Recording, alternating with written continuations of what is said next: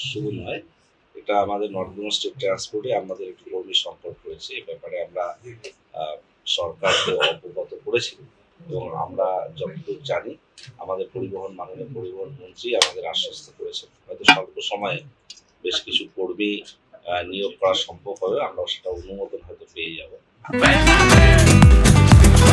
ये स्टाइल का मामला है। रूपा फ्रंटलाइन।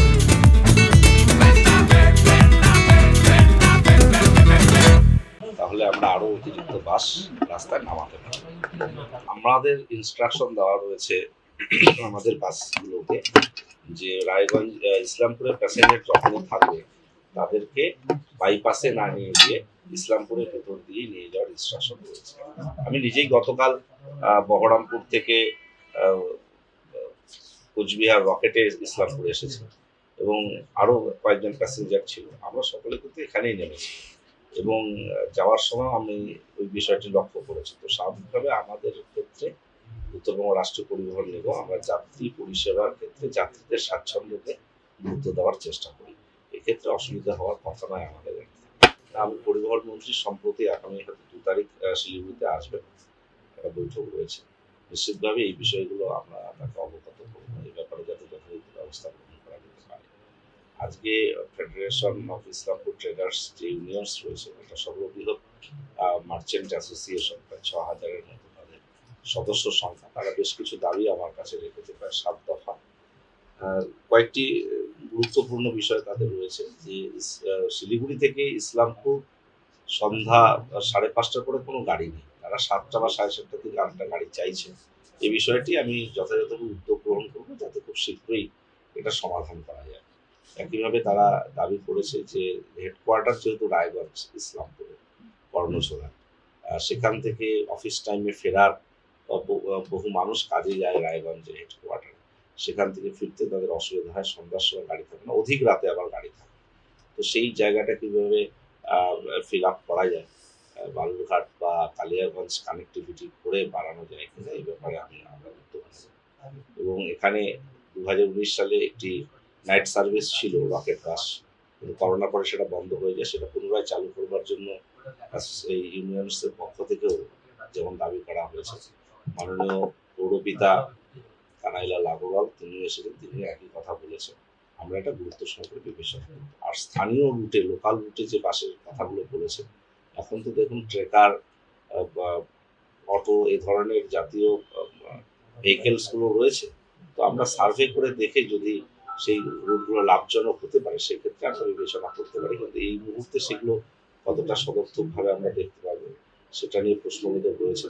কিন্তু ওনাদের দাবিকে মান্যতা দিয়ে আমরা অফিসার্সকে দিয়ে আমরা রুটগুলো একটু সার্ভে করে নেবো যে এগুলোতে গাড়ি চালালে কতটা ভায়াবিলিটি হতে পারে। এটা ইনফরমেশনটা ভুল।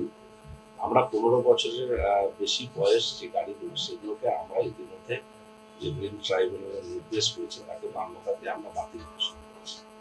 যেগুলো রয়েছে সেগুলো খুব ভালো চলছে, খুব BS6 মডেলের গাড়ি হওয়ার কারণে কিছু টেকনিক্যালি সাউন্ড যারা আমাদের চালক পরিচালক তাদেরকে আমরা ট্রেনিং করানোর পরও কিছু কিছু ক্ষেত্রে তারা হ্যান্ডেল করতে অসুবিধা হচ্ছে, কারণ সেখানে CCTV, সেখানে ডিজিটাল বোর্ড, সেখানে সেন্সর লাগানো, সেখানে panic button, vehicle tracking system সবগুলোই জুড়ে রয়েছে, কিন্তু সেগুলোকে অটোমেটিক্যালি যে হ্যান্ডেল করবার যে প্রসেসগুলো সেগুলো সম্পর্কে আমরা চালক পরিচালকদের প্রাথমিক ট্রেনিং দিয়েছি, কিন্তু আরো সাউন্ড ট্রেনিং দেওয়ার প্রয়োজনীয়তা রয়েছে। সেই কাজটা আমরা ধাপে ধাপে করছি, একটু সময় লাগবে, তাহলে এই সমস্যাগুলো সমাধান হয়ে যাবে। আর আমরা একটা প্রস্তাব দিয়েছি এই যারা এসেছে federation of Islam traders organisation, আমাদের যেহেতু গ্যাসের পাইপলাইন এখনো পর্যন্ত সর্বত্র পৌঁছায়নি, বেগুসরাই থেকে আমাদের CNG ক্যারি করতে হচ্ছে, বিভিন্ন বেসরকারি সংস্থাগুলো, প্রাইভেট অর্গানাইজেশনগুলো করছে। আমরা কোচবিহার শিলিগুড়ি রুটে CNG বাস চালাচ্ছি 10টা, আমাদের 20টা CNG বাস অল্প সময় হাতে আসবে। আমরা ভাবছি যে যদি ইসলামপুর শিলিগুড়ির মাঝখানে কোনো এইরকম ফুয়েলিং স্টেশন প্রাইভেট অর্গানাইজেশনও করে, আমরা সেক্ষেত্রে তাদের সহযোগিতা নিয়ে আমরা এই রুটে CNG বাস চালাবো।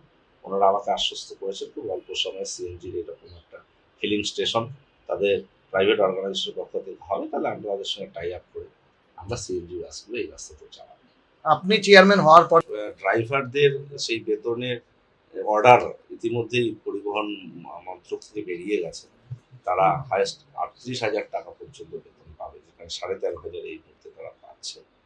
তো সেক্ষেত্রে আমরা কন্ডাক্টর বা মেকানিক যারা রয়েছে কন্ট্রাক্টর, তারাও যাতে পেতে পারে এ ব্যাপারে আমরা পরিবহন মন্ত্রকের সঙ্গে কথা বলেছি। এ ব্যাপারে সদর্থক ভূমিকা পরিবহন মন্ত্রক গ্রহণ করছে। আশা করছি সেগুলো ধাপে ধাপে সেই বেতন বৃদ্ধির বিষয়টি বিবেচনা নিশ্চিত